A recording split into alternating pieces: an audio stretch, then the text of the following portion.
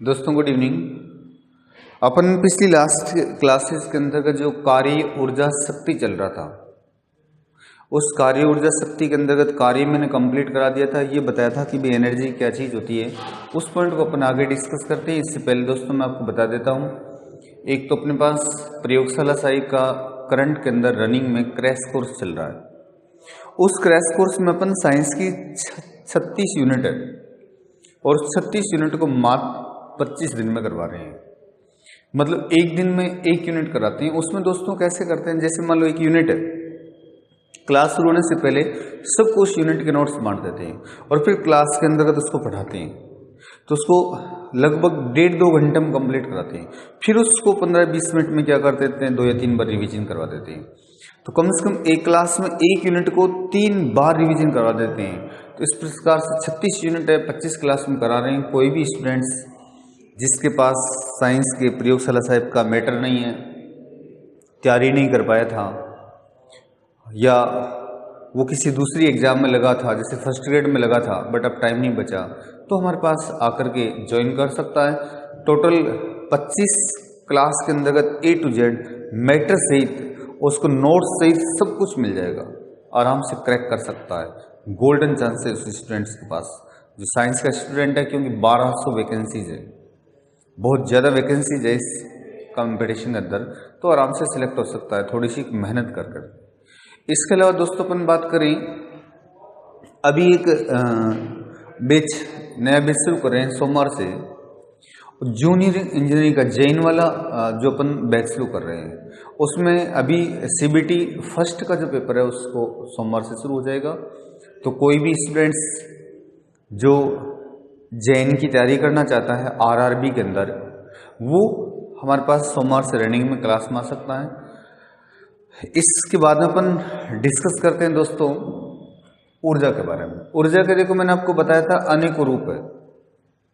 अनेकों रूप में से 2 ऊर्जा, एक तो काइनेटिक एनर्जी होती है गतिज ऊर्जा, और एक क्या होती है पोटेंशियल एनर्जी स्थितिज ऊर्जा। इन दोनों को मिलाकर के अपन क्या कहते हैं, मैकेनिकल एनर्जी कहते हैं, यांत्रिक ऊर्जा। गतिज ऊर्जा प्लस स्थितिज ऊर्जा बराबर यांत्रिक ऊर्जा। इसमें देखो गतिज ऊर्जा के बारे में बात करें, जैसे अपने पास पहले अपन डिस्कस कर रहे हैं काइनेटिक एनर्जी के बारे में बात कर रहे हैं, गतिज ऊर्जा के बारे में। गतिज ऊर्जा, गतिज ऊर्जा देखो दोस्तों अपन बात करें, जैसे अपने पास ही कोई भी पार्टिकल है, कोई भी मास है और ये मास गति कर रहा है, जैसे इसका m द्रव्यमान है v वेग से गति कर रहा है, तो इसकी जो काइनेटिक एनर्जी होती है, गतिज ऊर्जा होती है, E = कितना होता है, 1/2 mv² होती है। तो यहाँ पर जो काइनेटिक एनर्जी है, गतिज ऊर्जा डायरेक्टली प्रोपोर्शनल होता है देखो मास के, और गतिज ऊर्जा वो डायरेक्टली प्रोपोर्शनल होती है वेलोसिटी के स्क्वायर के। और ये अपन देखें P = कितना होता है, mv होता है। अर्थात यदि अपन देखें 1/2 mv² है, मैंने ऊपर नीचे m की गुणा कर दी, अर्थात कितना हो गया m² v² अपॉन कितना हो गया 2 हो गया। अर्थात काइनेटिक एनर्जी बराबर कितना आ गया, p² कितना हो गया 2m हो गया। तो यदि देखो इसके अंतर्गत क्या होता है, अपने पास जो काइनेटिक एनर्जी आई है वो आई 1/2 mv² = p² क्या है 2m है। देखो दोस्तों काइनेटिक एनर्जी डायरेक्टली प्रोपोर्शनल होता है m की, कब, जब क्या चीज v कांस्टेंट हो, और काइनेटिक एनर्जी इनवर्सली प्रोपोर्शनल होती है किसके, मास के, जब क्या कांस्टेंट हो, स्वयं कांस्टेंट हो। तो गतिज ऊर्जा होती है वो मास के समानुपाती भी हो सकती है, व्युत्क्रमानुपाती भी हो सकती है। वो इस बात पर डिपेंड करता है कि कौन सी राशि क्या होती है, कंजर्व है, संरक्षित राशि कौन सी है। ये एक वेरी इंपॉर्टेंट फॉर्मूला है कि काइनेटिक एनर्जी बराबर क्या होता है, p² क्या होता है 2m होता है। अर्थात P = कितना हो गया 2me काइनेटिक एनर्जी हो गई, Pme काइनेटिक एनर्जी हो गई। इसके अंदर अपन बात करें कि जो गतिज ऊर्जा होती है वो होती है p² 2m, या P बराबर मोमेंटम कितना होता है, स्वयं कितना होता है, स्वयं होता है P = 2me। इस पे देखो दोस्तों वेरी इंपॉर्टेंट क्वेश्चन आता है कि अपने पास E = कितना हो गया, p² 2m हो गया। अब अपने पास कोई भी पार्टिकल है उसका मोमेंटम निकाल सकते हैं अपन, जैसे P = कितना हो गया 2m, E काइनेटिक एनर्जी हो गई 2m काइनेटिक एनर्जी। जिससे आपको कह दिया एक चार्ज है, Q आवेश है, Q आवेश, और उसको V वोल्ट से फेंका है, V वोल्ट से फेंका है, इसको V वोल्ट से फेंका है, तो इसकी काइनेटिक एनर्जी क्या होगी? काइनेटिक एनर्जी बराबर होगी EV होगी। अर्थात इसके अंतर्गत P इक्वल टू कितना हो गया?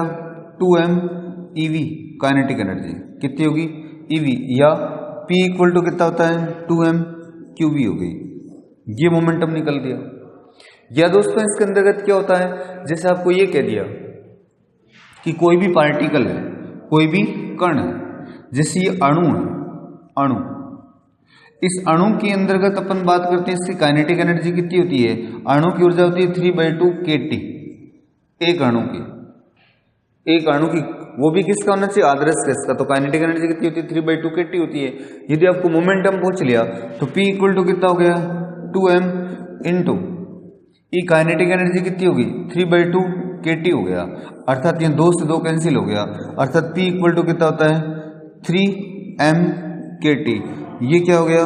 मोमेंटम हो गया। किसी भी अणु का समय कितना हो गया? कोई भी अणु का मोमेंटम कितना होता है? कोई भी आवेशित पार्टिकल को फेंकने पर मोमेंटम कितना होता है? या काइनेटिक एनर्जी कितनी होती है? या अपन बात करें कि कोई भी इसके अंतर्गत एक पार्टिकल, जैसे इलेक्ट्रॉन्स, प्रोटॉन्स, न्यूट्रॉन्स पार्टिकल जब गति कर रहे हैं तो उनसे संबंधित लैम्बडा कितनी होती है, उनसे संबंधित ध्रुवीय तरंगों की तरंगदैर्ध्य कितनी होती है, वो भी अपन सोल्व कर सकते हैं। क्योंकि कोई भी पार्टिकल जिससे गति कर रहा है, ये पार्टिकल फेंका है, m मास है, इसका मोमेंटम कितना है? p है, v वेलोसिटी से फेंका है, तो डे ब्रोगली के अनुसार लैम्बडा बराबर h अपॉन कितना हो गया? p हो गया। h अपॉन कितना होता है? 2m e हो गया। अर्थात यदि अपन माना जैसे इलेक्ट्रॉन है, जैसे प्रोटॉन्स है, जैसे अपने पास न्यूट्रॉन्स है, जैसे अपने पास बात करें अल्फा पार्टिकल है, जैसे ड्यूट्रॉन्स है, जैसे अपन बात करें ड्यूट्रॉन्स है, जैसे अपन बात करें इसके अंतर्गत कोई भी अणु है, आप किसी को भी दोस्तों सोल्व कर सकते हो तुरंत। कोई भी पार्टिकल्स, डे ब्रोगली ने कहा था कि जिस प्रकार प्रकाश में 2 रूप होता है, कण में भी 2 रूप होता है। तो कोई भी पार्टिकल गति कर रहा है जिसमें गतिज ऊर्जा है, तो गति कर रहा है तो उससे लैम्बडा निकलती है, वेव निकलती है, तरंग निकलती है। उस तरंग को क्या कहती है? ध्रुवीय तरंग, जिसका अपन इलेक्ट्रॉन माइक्रोस्कोप में काम लेते हैं। उस ध्रुवीय तरंग की तरंगदैर्ध्य कितनी होती है आप तुरंत कैलकुलेट कर सकते हो। इसमें डाटा रख करके आप सोल्व करोगे, डाटा रख के सोल्व करोगे। इसकी लैम्बडा आती है 12.27 अपॉन √v एंगस्ट्रॉम आती है। इसकी लैम्बडा आती है प्रोटॉन की, वो आती है 0.286 √v क्या होती है? एंगस्ट्रॉम आती है। इसकी न्यूट्रॉन की आती है 0.26 e इलेक्ट्रॉन वोल्ट और लैम्बडा इन एंगस्ट्रॉम आती है। अल्फा पार्टिकल्स और ड्यूट्रॉन्स, अपने पास जो अल्फा पार्टिकल्स की आती है 0.101 v इलेक्ट्रॉन वोल्ट एंगस्ट्रॉम और ड्यूट्रॉन की आती है 0.20 v रूट एंगस्ट्रॉम। तो आप कोई भी पार्टिकल की क्या कर सकते हो? निकाल सकते हो।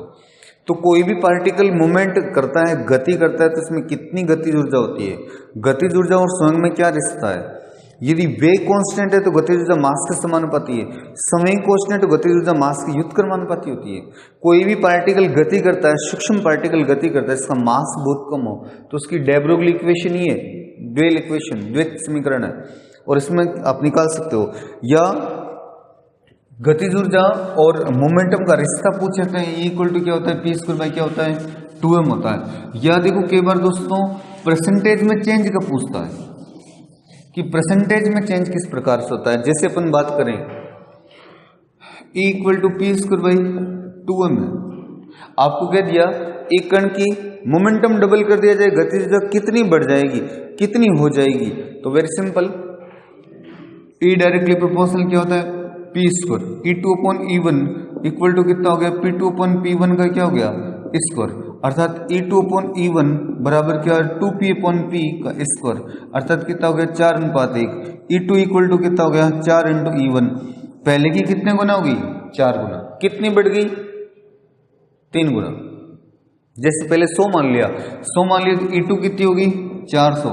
E1 कितनी है? 100। कितनी हो गई? 400। कितनी बढ़ गई? 300। कितने गुना होगी? 4 गुना। आप किसी भी क्वेश्चन को सोल्व कर सकते हो। या देखो दोस्तों 0 से 5% तक के चेंज के लिए आता है। 0 से 5% तक के चेंज के लिए देखो दोस्तों E इक्वल टू कितना होता है? p² 2m होता है। अर्थात डेल्टा E/E परसेंटेज बराबर कितना हो गया 2 delta P upon P percentage equal to कितना होता है माइनस डेल्टा एम अपॉन कितना हो गया एम परसेंटेज। जिससे आपको कहते एक पार्टिकल गति कर रहा है और उस पार्टिकल के मोमेंटम में 2% का चेंज कर दें, 2% अपने कम कर दिया तो गतिज ऊर्जा में कितनी कम होगी 2% कम हो जाएगी। देखो 2% कम हो जाएगी। मास 1% बढ़ा दिया तो गतिज ऊर्जा में 1% की कमी हो जाएगी, माइनस है कमी हो जाएगी। तो आप किसी भी क्वेश्चन को सोल्व कर सकते हो कि गतिज ऊर्जा मोमेंटम में कैसा किस हिसाब से क्या रिश्ता है, क्या रिलेशन है। इसके बाद अपन बात करते हैं दोस्तों, एक गतिज ऊर्जा का वेरी इंपॉर्टेंट क्वेश्चन आता है। जैसे टक्कर होती है दोस्तों, टक्कर दो प्रकार की होती है, एक प्रत्यास्थ टक्कर होती है, एक अप्रत्यास्थ टक्कर होती है। एक प्रत्यास्थ टक्कर है, एक अप्रत्यास्थ टक्कर है। एक तो प्रत्यास्थ होती है और एक क्या होती है अप्रत्यास्थ टक्कर है। कोलिजन दो टाइप की होती है। प्रत्यास्थ टक्कर और अप्रत्यास्थ टक्कर का डिवाइडेशन करने का आधार है काइनेटिक एनर्जी। देखो एक ऐसी टक्कर जिसमें गतिज ऊर्जा प्लस काइनेटिक एनर्जी, गतिज ऊर्जा काइनेटिक एनर्जी प्लस मोमेंटम संवेग दोनों सुरक्षित रहता है, वो तो है प्रत्यास्थ टक्कर। और एक ऐसी एनर्जी जिसके अंतर्गत क्या होता है गतिज ऊर्जा तो सुरक्षित नहीं रहती है, हीट ऊष्मा साउंड में कन्वर्ट हो जाती है कुछ मान, बट मोमेंटम कंजर्व रहता है, वो कौन सी है अप्रत्यास्थ टक्कर। कहने का मतलब टक्कर के डिवाइडेशन का आधार भी क्या है काइनेटिक एनर्जी है, गतिज ऊर्जा है।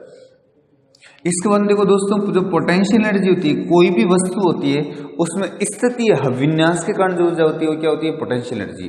जैसे अपन ने बात किया था ये पृथ्वी है और ये पृथ्वी का गुरुत्व है, यहाँ पर रखा हुआ है, पृथ्वी का मास एम है और यहाँ का मास रखा गया है आर, इसकी रेडिश है, तो इसका विन्यास के कारण ऊर्जा कितनी होगी, विन्यास के कारण यू इक्वल टू कितना हो गया G M E, M upon कितना होता है आर ई है, ये गुरुत्व स्थिति ऊर्जा होगी। या देखो जैसे अपन बात करें ये सतह है, सतह से ये पार्टिकल है एच ऊंचाई के ऊपर है यहाँ पर, और इसके अंतर्गत ऊर्जा कितनी होगी पोटेंशियल एनर्जी कितनी होती है mgh होगी, mgh कितनी होगी mgh पोटेंशियल एनर्जी। स्थिति विन्यास के कारण जो ऊर्जा होती है, और कोई भी चीज की स्थायित्व बताते हैं, वेरी इंपॉर्टेंट, स्थायित्व इनवर्सली प्रोपोर्शनल लगता है किसके पोटेंशियल एनर्जी के।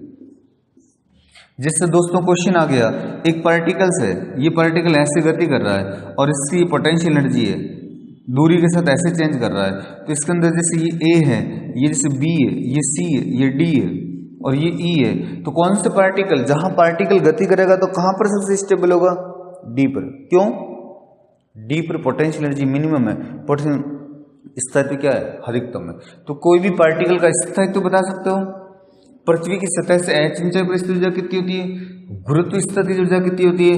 या जैसे एक चार्ज है, ये चार्ज है, Q1 चार्ज है, Q2 चार्ज है, R दूरी है, पोटेंशियल एनर्जी कितनी होती है, U इक्वल टू कितना होता है K Q1 Q2 अपन कितना होता है R हो गया। तो कहीं भी 2 चार्ज सिस्टम 3 चार्ज सिस्टम में एनर्जी कितनी होती है, गुरुत्व के कारण स्थितिज ऊर्जा कितनी होती है, विन्यास स्थितिज ऊर्जा किस पर डिपेंड करती है, स्प्रिंग के अंतर्गत पोटेंशियल एनर्जी कितनी होती है 1/2 की एक्सिस पर होती है। तो आप कहीं पर भी पोटेंशियल एनर्जी को क्या कर सकते हो कैलकुलेट कर सकते हो।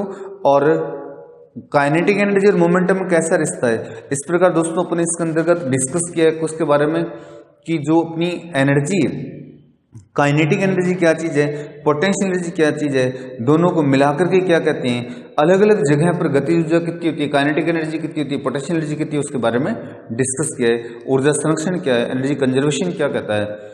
इसके बाद अपन बात करते हैं शक्ति के बारे में कि शक्ति क्या चीज़ है।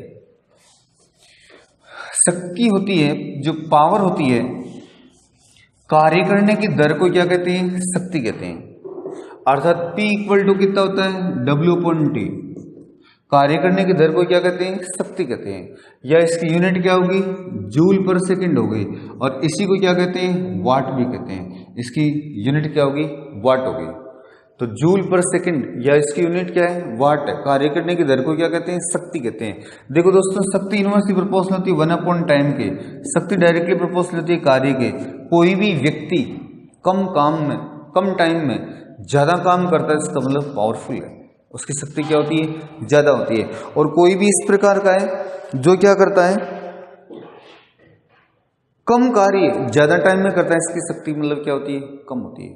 शक्ति कार्य करने की प्रति सेकंड कार्य करने की दर है। कोई भी मशीनरी है, कोई भी व्यक्ति विशेष है, किसकी डाइजेशन पोटेंसी है, सारा अपन मेजरमेंट आउटपुट इनपुट किसी शक्ति से ही नापते हैं। शक्ति इज वेरी इंपॉर्टेंट डाटा। जैसे अपन शक्ति के बारे में बात करें, शक्ति क्या है, P इक्वल टू कितना होता है, W अपॉन कितना है, T, और W क्या होता है, F डॉट क्या होता है, dx अपॉन कितना हो गया, dt, अर्थात P इक्वल टू कितना होता है, F डॉट कितना होता है, V है। वेरी इंपॉर्टेंट है। कोई भी वस्तु को ऊपर अपन बाहर से बल लगाते हैं, तो बाहर से बल लगाते हैं उसके अंतर्गत क्या होता है, वेग में परिवर्तन होता है। देखो ये अपने पास वस्तु है और इस वस्तु के ऊपर अपन बाहर से बल लगाया, F एक्सटर्नल फोर्स लगाया, इसके अंदर वेलोसिटी V डेवलप होगी। किसी भी वस्तु के ऊपर बाहर से बल लगाया और बल लगाने के कारण उसमें वेग उत्पन्न हो गया, तो कितना बल लगाया है, बल के कारण कितना वेग डेवलप हुआ है, इन दोनों का गुणनफल क्या कहलाता है, शक्ति कहलाता है, पावर कहलाता है। जो दोस्तों शक्ति है, शक्ति ज्यादा होता है वहां पर अपन उसको किस में नापते हैं, शक्ति कहीं पर भी ज्यादा होती है तो वहां पर अपन शक्ति को जो नापते हैं किसके अंदर नापते हैं, किलोवाट के अंदर या हॉर्सपावर के अंदर। अश्व शक्ति, एक हॉर्सपावर का मतलब होता है, एक एचपी का मतलब होता है 746 वाट। दोस्तों इसमें अश्व शक्ति काम में लेते हैं। अश्व क्यों यूज किया गया है, क्योंकि जितने सारे जंतु होते हैं उसमें सबसे पावरफुल जंतु कौन सा होता है, घोड़ा होता है। तो घोड़ा पावरफुल होता है, इसका शक्ति के सिंबल के रूप में अपन क्या करते हैं, यूज करते हैं। एक हॉर्स पावर में 746 वाट रखे गए हैं। एक देखो दोस्तों क्वेश्चन आता है, जैसे अपने घरों के अंतर्गत अपन लाइट कंज्यूम कर रहे हैं, उस लाइट को किस में नापते हैं, अपन दोस्तों लाइट को नापते हैं। पहला ऑप्शन आता है, जैसे मान लो आप वाट में नापते हैं। जैसे ऑप्शन आता है कि अपन ऊर्जा के अंतर्गत यूज करते हैं। जैसे ऑप्शन आता है कि अपन इसको वोल्ट के रूप में, अब ऑप्शन आता है इसको अपन किस में नापते हैं, एम्पियर के रूप में। क्वेश्चन आता है कि अपने घरों के अंदर अपन लाइट कंज्यूम करते हैं, अपन बिल चुका कराते हैं, तो बिल किस चीज का चुकाते हैं, बिल किस चीज का चुकाते हैं, ऊर्जा का चुकाते हैं। कैसे दोस्तों देख लो, P इक्वल टू कितना होता है, W अपॉन T होता है। W इक्वल टू कितना हो गया, P इंटू T हो गया। P की इकाई क्या है, वाट है। P की इकाई क्या है, वाट है। वाट ज्यादा होती है तो किलोवाट, और टाइम क्या है, सेकंड, ज्यादा है तो मिनट, ज्यादा है तो हावर्स, kWh। अर्थात kWh किसकी मापक है, अपने घर का जो अपन बिल चुका के आते हैं उसके ऊपर क्या लिखा होता है, kWh लिखा होता है, किलोवाट हावर्स। और किलोवाट हावर्स किसकी इकाई होती है, किलोवाट हावर्स ऊर्जा की इकाई है। अर्थात kWh किसका मापक है। यह एग्जाम में क्वेश्चन आता है कि एक kWh किसके बराबर है, एक kWh किसके बराबर है। दोस्तों देखो, किलो का मतलब कितना हो गया, 3, और हावर्स का मतलब कितना, मिनट, और मिनट का मतलब कितना होगा, सेकंड, और ये कितना हो गया, वाट इंटू सेकंड। वाट इंटू सेकंड क्या होता है, जूल होता है। अर्थात एक kWh इक्वल टू कितना हो गया, 3.6 इंटू 10⁴ कितना आ जाएगा, 6। ये इतना अपने पास क्या हो गया, जूल आ गया।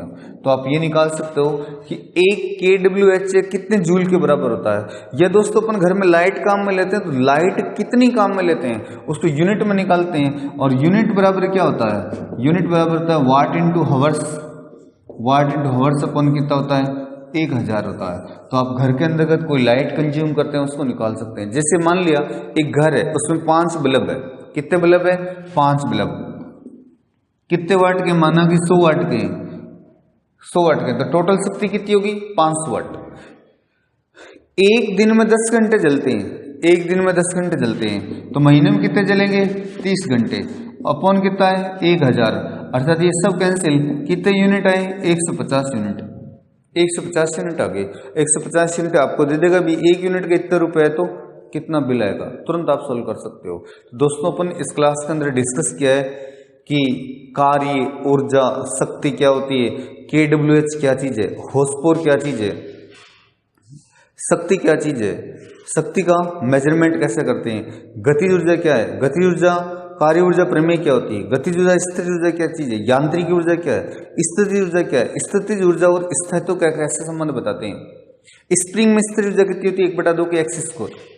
कोई भी पार्टिकल है उसके ऊपर स्थिर ऊर्जा कितनी होती है, आवेशित पार्टिकल वहां पर स्थिर ऊर्जा कितनी होती है, ग्रेविटी में स्थिर ऊर्जा कितनी होती है, और मोमेंटम का और काइनेटिज्म कैसा रिश्ता है, गति ऊर्जा कब मास के समानुपाती है, कब व्युत्क्रमानुपाती होती है।